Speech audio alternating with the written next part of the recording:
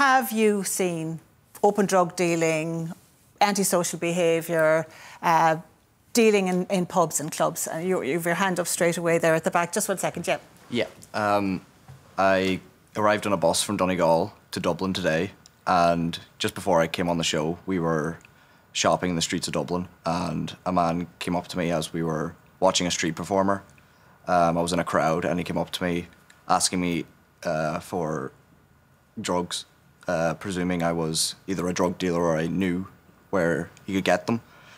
And I said... Were you shocked by that?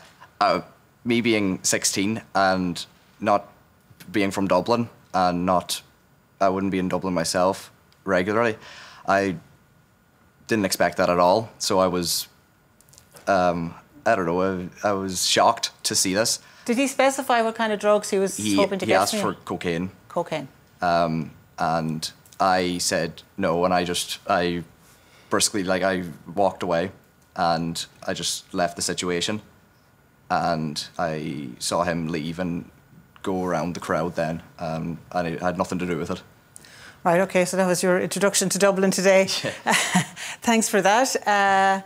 Anybody else here? Yeah, just 1 second now. You'll get... Yes, go ahead. Look, I was here actually a year and a half ago on the show, on the audience, and we were talking about antisocial behaviour. It's gone worse in a year and a half.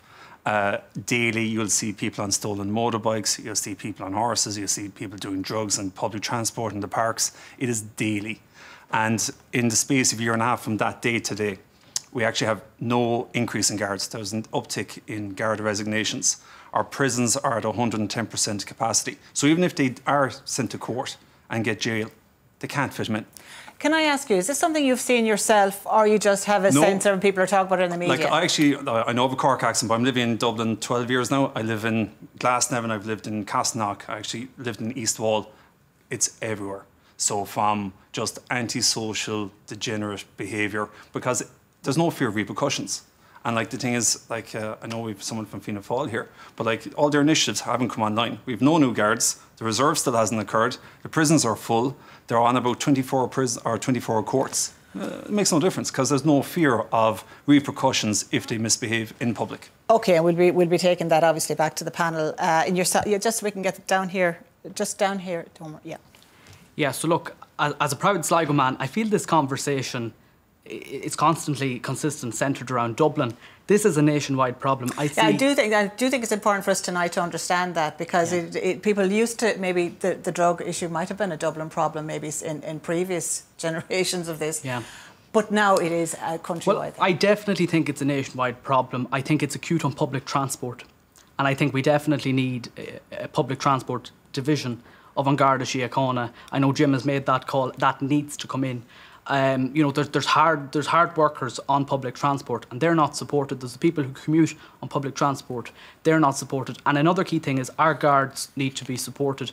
I don't feel, as a young person who lives in Dublin, that our guards are supported, and I think that's exemplified in the scenes that we saw on O'Connell Bridge when the guard was being attacked by a mob.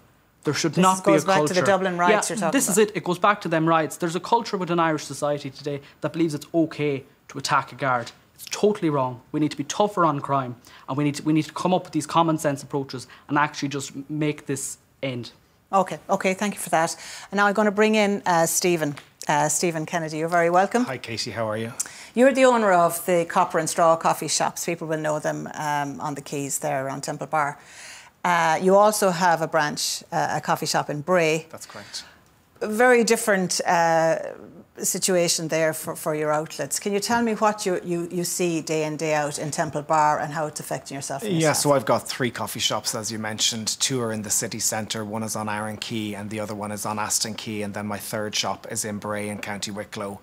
I opened the shop on Aston Quay 2 years ago, so 2 years ago this October, and I was incredibly excited about that location. It's 100 metres from O'Connell Bridge, it's on the corner of Temple Bar, it's smack bang in the centre of the city, and really from the day we opened we had a lot of very challenging situations to deal with, and that was primarily around open drug dealing and drug use on street corners, in bus stops, in laneways, in doorways, and that just creates an environment that feels very unsafe. It feels very menacing. It feels unpredictable. It feels volatile. And that really contributes, I think, to a feeling of people feeling unsafe in the city centre. I suppose we have to separate two things. There's people who are obviously addicts and have health issues and are the victims of this scenario as well. But there is also, as you say, you saw a lot of dealing. Yeah, we see a lot of dealing. Like, we see firsthand the devastation that drug addiction causes, and it's absolutely heartbreaking to see. And then we see on the other side younger, and it's tragic also, it tends to be teenage boys, 16, 17, hooded jackets, masks, scooters, dealing drugs very openly, visibly, in plain sight. So on one side you're seeing individuals whose lives are being torn apart, and then you see other individuals who are just starting out on that journey. So it is incredibly tragic. Would you feel intimidated by, because they're obviously very young lads in some cases, would you be fearful in that scenario? I think when I first opened the shop 2 years ago, I was frightened at times. I was very concerned. I've become used to it, I would say. And for the most part, I know now that the individuals who are using and dealing drugs aren't going to bother me. But when you see it for the first time, when you're in the city for the first time, and when you see somebody dealing drugs or using drugs openly, it does make you feel unsafe, because the situation feels volatile, it feels unpredictable, you don't know where it's going to go. So even though you may not be unsafe, you feel unsafe, and I think that's the core issue. Okay, now you are the chair, you put together actually this organisation, the Temple Bar Business and Residents Alliance. You're the chair of that organisation now. You did a survey over the summer. You got almost 500, 458 responses. These are from people who are living in the area, working in the area, trading in the area. And the findings are really stark in terms of how unsafe people in Temple Bar now feel. I know you were not officially releasing them until later this week, but you're going to give us a sneak preview tonight. I think the standout figure is that the number of people who say they feel unsafe. Yeah, that's correct. So 74% of people either don't feel safe or feel very unsafe while on Aston Quay and in Temple Bar. And that, for me, for an individual who's running two businesses in the centre of the city, was such an upsetting statistic. I believe in the potential of the city centre. I think it has a bright future. I think it has a lot of possibility. There's a lot of magic and charm in Dublin. But the key issue that is really leading to people feeling unsafe is witnessing, observing, experiencing open drug dealing continuously. And you asked very direct questions about that in your survey. You say how many had witnessed intimidating behaviour in the previous month? 89%. 69% had witnessed physical violence. You said how often would you see drug dealing on a typical day? 99% of people had seen it. Yeah. A quarter of those saw it more than 7 times. That's correct. In a typical day around Temple Bar. Yeah. We thought it was particularly important to do the survey to move from anecdotal experience to an objective measure of how people feel in this particular area. What are you calling for, very briefly, Stephen? So there's really 3 things that we're calling for. We're calling for a new approach to public order policing in the city centre. So a dedicated cross-city unit that is appropriately resourced and that has the single and sole objective of targeting drug dealing and reducing drug dealing on the streets of the city. We want Dublin City Council to do more from an urban planning and design perspective. The back lanes are a huge issue right across the city, and that's the same in Temple Bar. Those lanes need to be regenerated. They need to be used in an imaginative and creative way and given back to the people of the city. Okay, Stephen, thank you for coming in tonight, and we will be taking, as I said, that back to the panel. But I want to go to another Stephen now first. Stephen Moore, you're very welcome. Hi, Katie, thank you. You're a former guard, left the force just last year after 20 years serving in Dublin City Centre as well. That sense that Stephen here is talking about, that people are, that there's no sanction, that there is no sense of fear that there will be any sanction for this kind of behaviour. Was there a shift in how Gardaí approached this over the last number of years? Well, Stephen used one word there. He had to get used to how he's feeling about these people outside his coffee shop.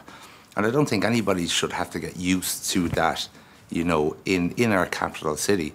Like, when I joined on Garda Síochána and I was stationed in Pearse Street for 20 years, like, back then, 20 years ago, we had 2 stations within the city. We had Harcourt Terrace and we had Pearse Street Garda Station.